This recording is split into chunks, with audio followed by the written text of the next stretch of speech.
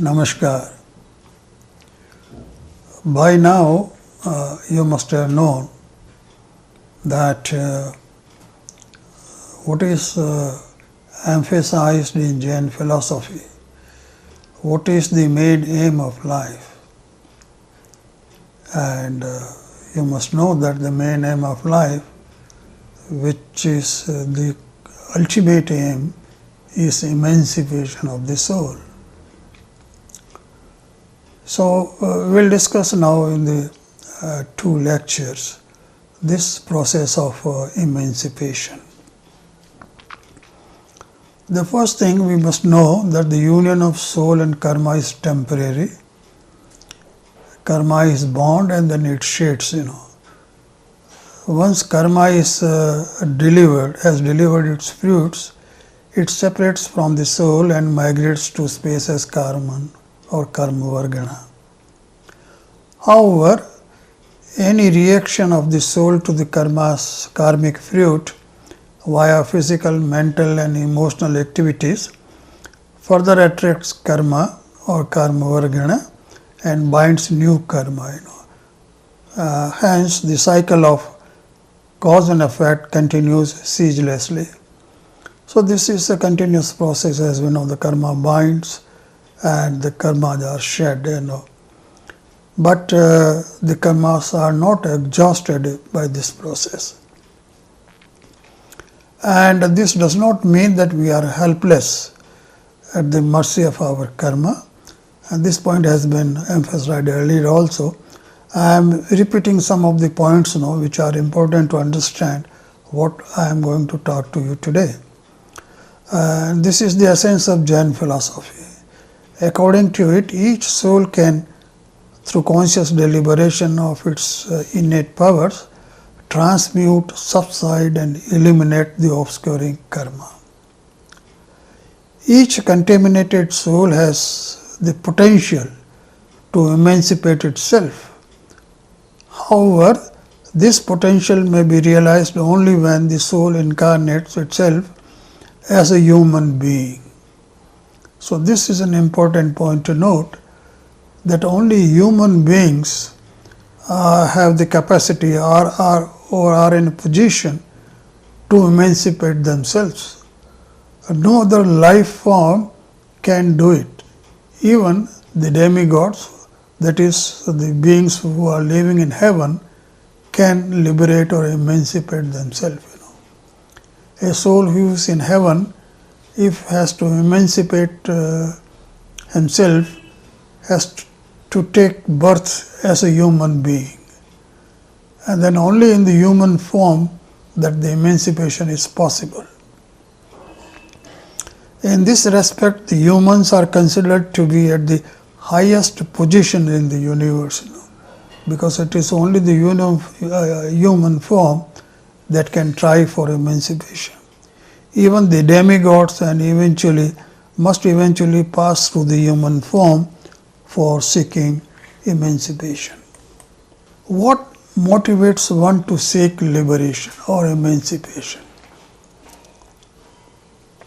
This is an important point. Suppose you and me and everybody else around us in the human form are not thinking of liberation. So, what is that which motivates one that, okay, this is the liberation is my goal now? Beginning is made on the realization that the worldly existence is full of sufferings, and that the worldly soul has been wandering since the infinity on account of ignorance of its true nature, and shall continue to wander till it attains liberation. So, the first beginning on the path of liberation or emancipation is made when one realizes, look here, there is only suffering in the human form or any other form of life, and the soul has been suffering, and that's all. That's the net outcome of the existence of soul in a body form, in an embodied form, is that it is suffering. It's suffering, sorrow, misery and so on. there are times of pleasure intermittently, but they are very short normally, and most of the time, you can see that we are suffering from one reason or the another, and this will go on as long as we are embodied, and this has been going on since infinity, because soul is eternal and it has been existing since beginningless time, and that from that time the soul is existing in one body or another and suffering. So this is going on since infinity. So the question is there a way out that we can get rid of this cycle of death and birth? One recognizes that worldly pleasures are temporary and therefore false. We do enjoy the pleasures, all kinds of comforts and all kinds of entertainment and whatnot. But they are all temporary. It remains for a short time, and then you are again in the same position. So in reality, all those such pleasures are false. They give you false hope. Ultimately, you come back to the position where there is only suffering. And therefore, in order to attain the state of stable happiness and permanent bliss, one has to renounce the worldly existence and reach a state from where there is no comeback to the worldly order. And this is possible. So the way out is that we get rid of this embodied existence. We get rid of the body, and then you are never embodied again. And you have no suffering. So that state can be achieved, and that in fact is the ultimate aim as pronounced in Jain philosophy. Soul has intrinsic capacity for emancipation, but this capacity remains dormant and inactive unless and until it gets an opportunity for expression. The first step towards liberation is to stop influx of karma, what we call as samvara, and we discussed this concept in one of the earlier classes, samvara, nirjara, moksha and so on. So the first step is to stop influx of karma, because we know it is the karma because of which the soul is embodied.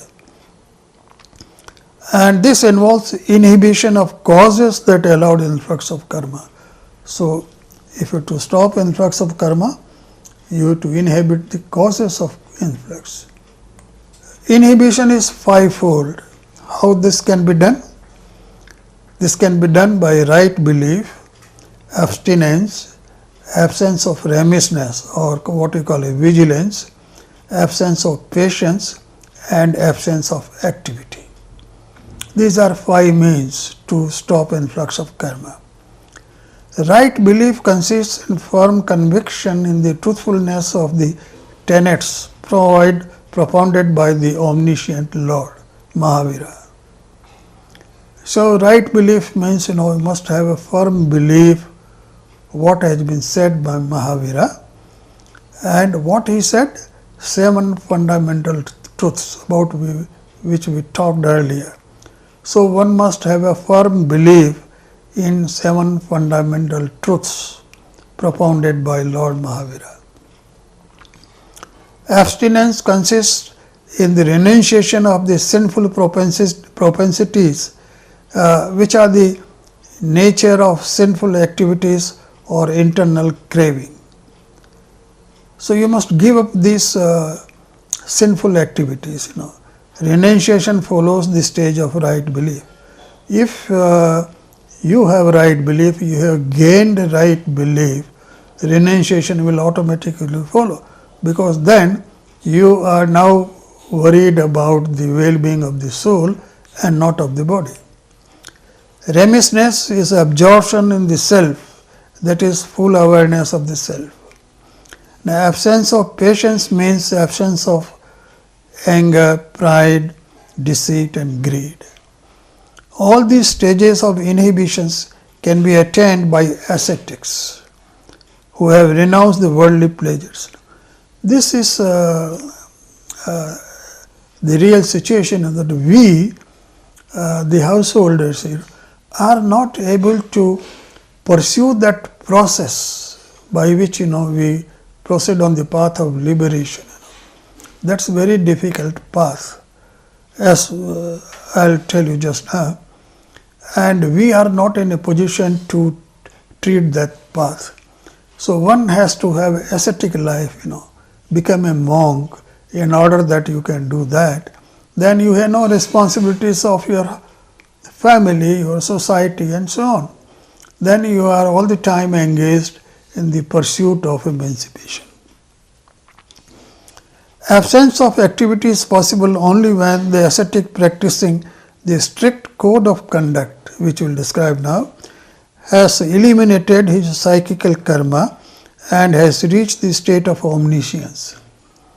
The omniscient soul, when liberated, is free from activity. It is only the liberated soul that is free from activity. Otherwise, we do engage ourselves in some activity or the another. Having stopped influx of karma, the aspirant has to eliminate the existing stock of karma, do nirjara, for emancipation. The ascetic code of conduct is marked by penance, which is the main cause of shedding of karma. So the monks, having ascetic life, they undertake lot of penance, and that becomes the cause of shedding of karma. Shedding of karma can be voluntarily or as well as involuntary. So you can do it involuntary also, The voluntary act, as affected by volition, a desire for spiritual emancipation. So one has to have this goal and a strong desire that no, I am proceeding, I must achieve emancipation in my life. Then only he can undertake voluntary acts to shed karma. Emancipation means establishment of the soul in its self nature on elimination of all karmas.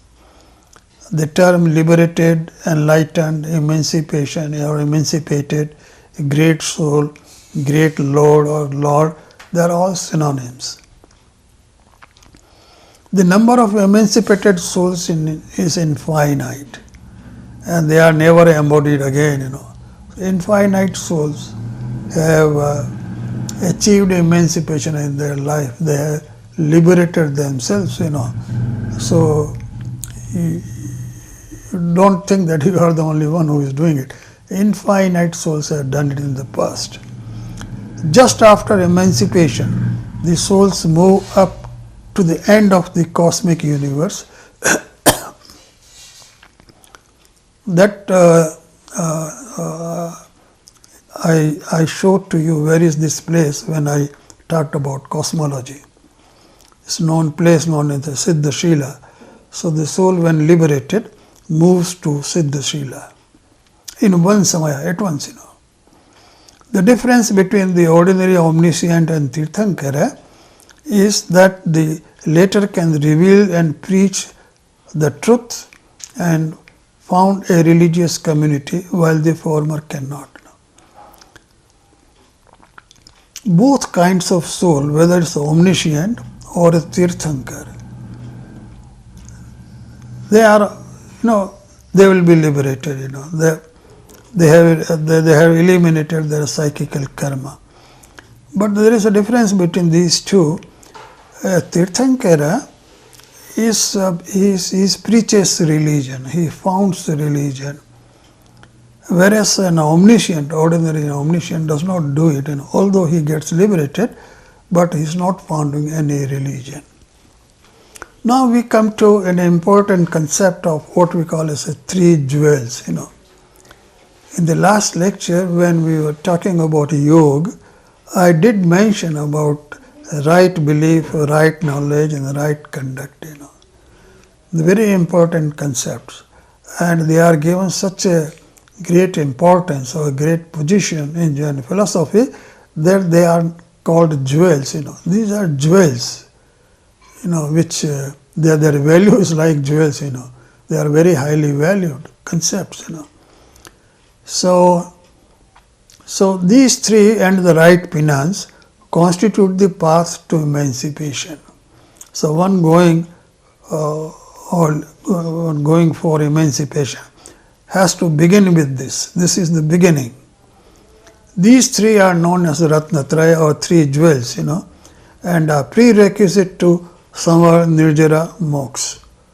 So this is a beginning of the emancipation process. The right belief here given the first place. Why? One should not consider honor of something other than one's own eternal self, the soul, and accept all other associations such as body as temporary. This is the right belief, I am not body, I am soul. This body is not mine. And the association as the body with my soul is temporary, The body is going to die. I am going to have another body and so on. So this is the first thing to believe. I am not body, I am soul, and I had to look after the interest of my soul, and that is emancipation. This is a prerequisite to proceed on the path of salvation. Without this firm belief and firm conviction, the individual is likely to lose his path, So the person has to remember all the time that this is true. The person must have right knowledge. After right belief, he must have right knowledge. What is right knowledge? He must know the self and distinguish it from the non-self. I am not other things, and I am only my soul. He must possess the right conduct so that he is able to stop bondage of karma and eliminate the stock of existing karma. So these two things can be done only when you have a right conduct. Now we talk a little more in detail about right belief, right knowledge and so on. What is right belief? I told you earlier. Essentially, right belief means belief in the seven fundamental truths, Jiva, Jiv and right up to moksha, seven tattvas, and the nine existences, including pap and punya, the merit and demerit karmas. That is belief in truth. They are the realities of nature, and they represent the fundamental truths, and therefore you must have a firm belief in these things, which means indirectly believing in the words of Mahavira.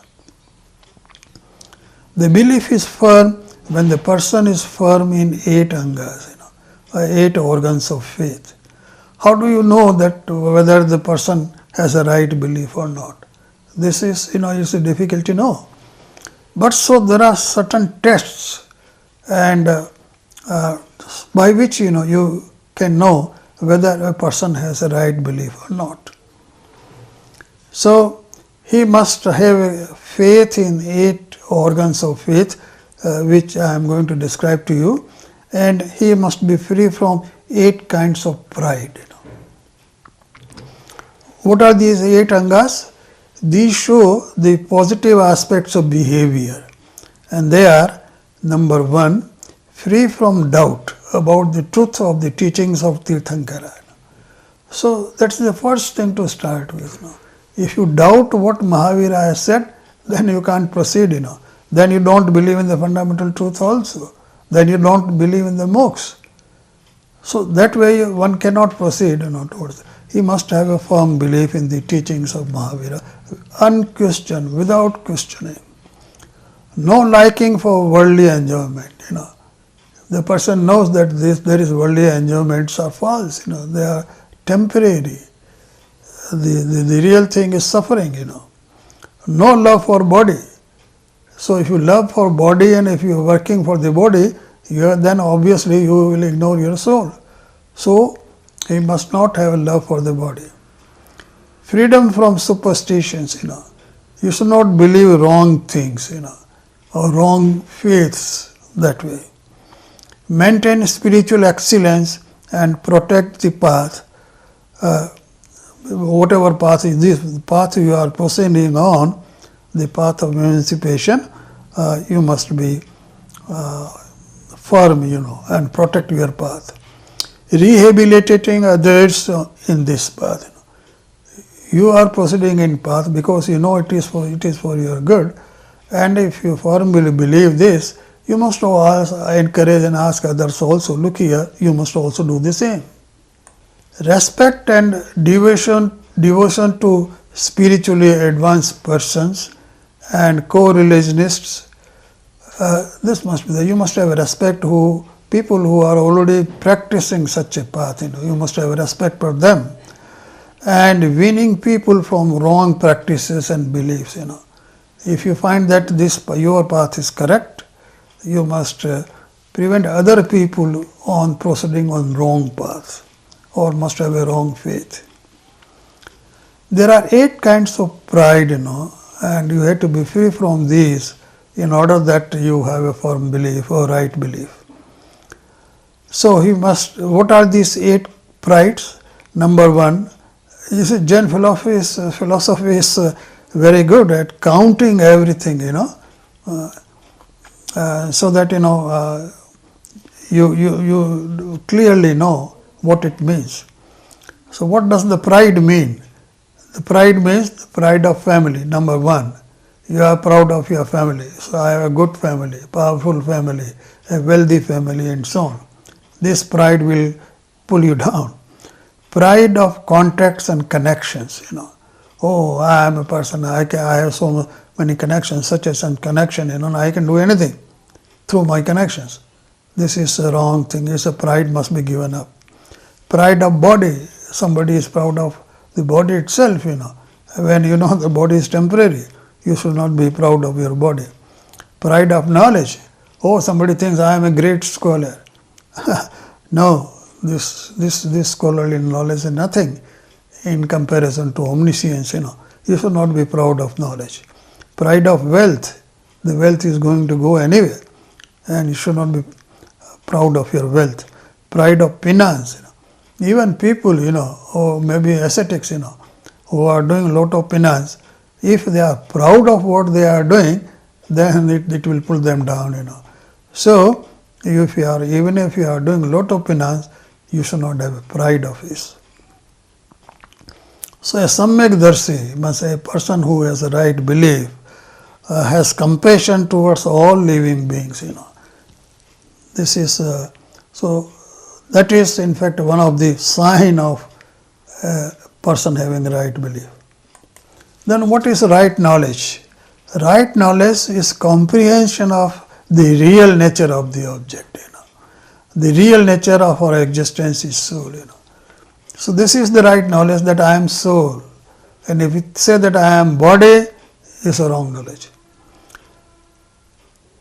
Partial, excessive, perverted or doubtful comprehension of an object is wrong knowledge. Knowledge is right when it does not suffer from wrong knowledge or mithya, wrong, perverted belief. Study of scriptures and comprehending the principles help in acquiring right knowledge. So if you want to have a right knowledge, one must study the scriptures and understand them. And this helps you in both ethical and spiritual ways. Then right conduct. What is right conduct? So the first thing is that the right belief and right knowledge are prerequisite to right conduct. So your conduct cannot be right unless your belief is right and your knowledge is right. Right conduct is essential for self-realization or liberation. So this is an essential condition, for success in life, souls in success in life. Right conduct requires observance of austerities, about which we are going to talk now. This is very important, So the one has to observe austerities, Without that, your conduct cannot be right. And it consists of 2 parts: checking of external activities of body, mind and speech. that is one a part of right conduct, So you must have a check and control on what you are doing with your body, mind and speech. That is checking distraction of attention, So you should not wrongly use these faculties of yours.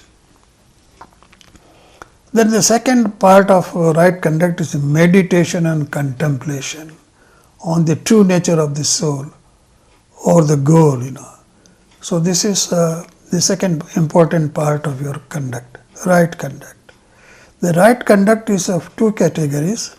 One for ascetics, So for ascetics, the rules of conduct are followed with vigor, as we had already seen, Mahavratas, we know about it. And the householders, people like us, can also have right conduct in a limited way by following Anuvratas. So by following Anuvratas, we can have a right conduct in our own capacity, in our own way.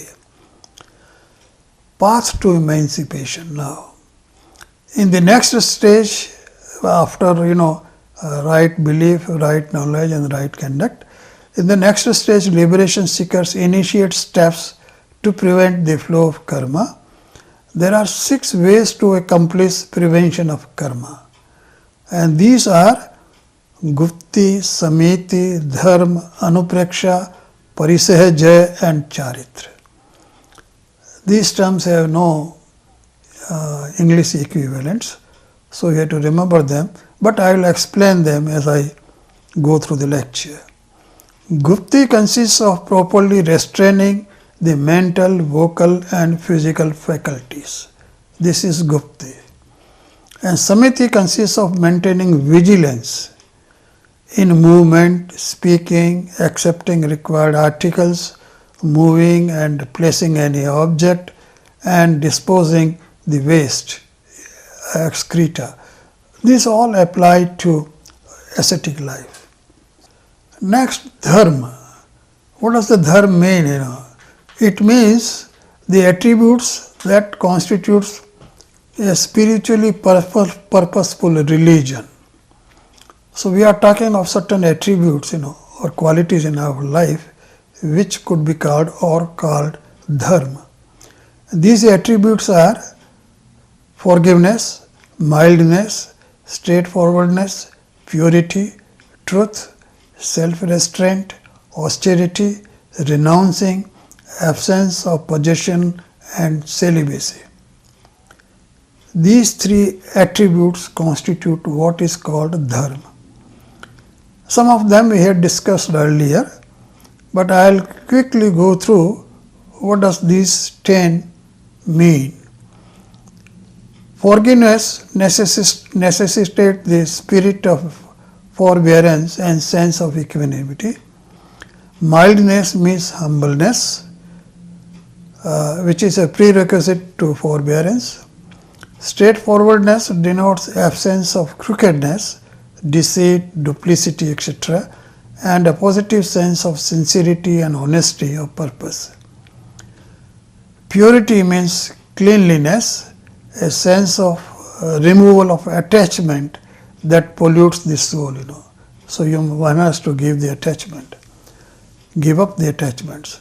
Truth means verbal truth, absence of ambiguity, etc. Self-restraint implies restraining from 5 sense organs and restraining of mental, verbal and physical faculties. Then austerities. We had to go in little detail about what the austerities are. The austerities are of 2 kinds, They are external austerities and internal austerities,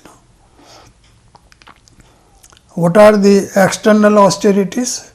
Fasting, eating less than required, curtailing the varieties of eatables, control over tastes, lonely living, and facing the hardship constitute the external austerities. Then what are the internal austerities? Repentance on something wrongly done, or something which is done you have committed something wrong. Modesty, service, self-study, renouncing and meditation constitute the internal austerities. They are all internal processes, internal activities. Then what is renouncing?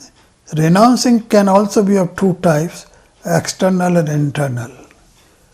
Giving up the worldly possessions is external renouncing, and giving up attachment for sense objects and overcoming of craving, aversion, anger, animosity, arrogance, etc.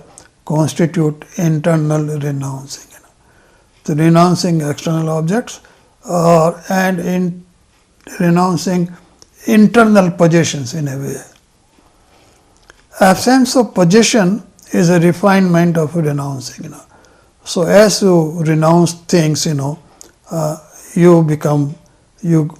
soul becomes pure and pure.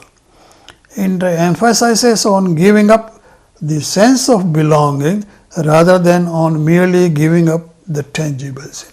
This is important. Absence of possession refinement means, although you are giving up, suppose you have some external objects in your possession, and you give them to others, and be free from these objects, But still you have attachment and you have a feeling in your mind, I did need that, I do need this, I have given it up.